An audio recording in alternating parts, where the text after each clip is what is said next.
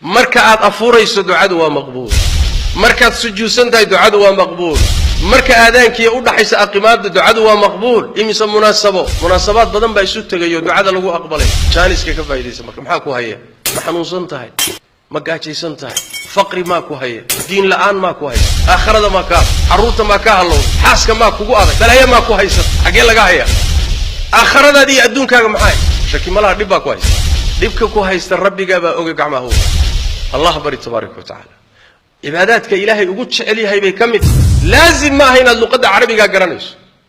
haddaad luqadda carabiga garanayso ama adciyada quraanka ku soo aroray iyaga ku ducayso iyaga jawaamica rabbana aatina fid dunya hasana wa fil akhirati hasanatan wa qina adhaban nar haddaadan garanaynin ilaahay luqadaha dhamaan uu fahmaya ku ducayso taad garanayso ku ducayso hatta salaada gudaheeda in badan oo ahli cilmiga kamida waxay qabaan ruuxan aqoonin luqadda carabiga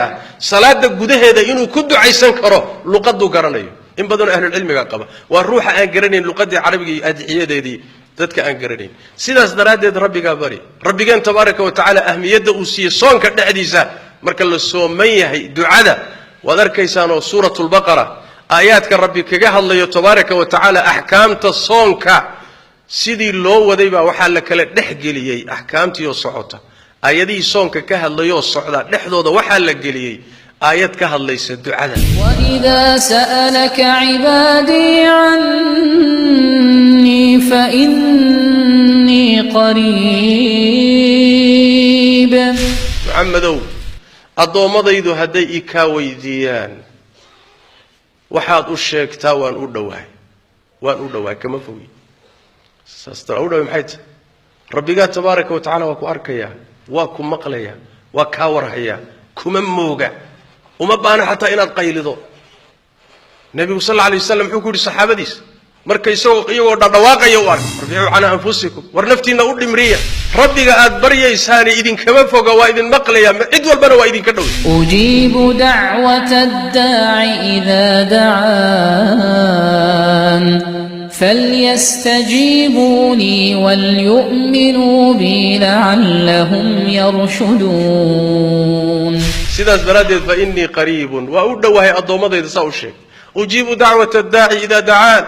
مركي إبريان بريضو ذو أقبل يا أبو الله تبارك وتعالى فليستجيبوا لها إيالين أمركي حقاتين هاي أطيعين وليؤمنوا بي هانا الرميين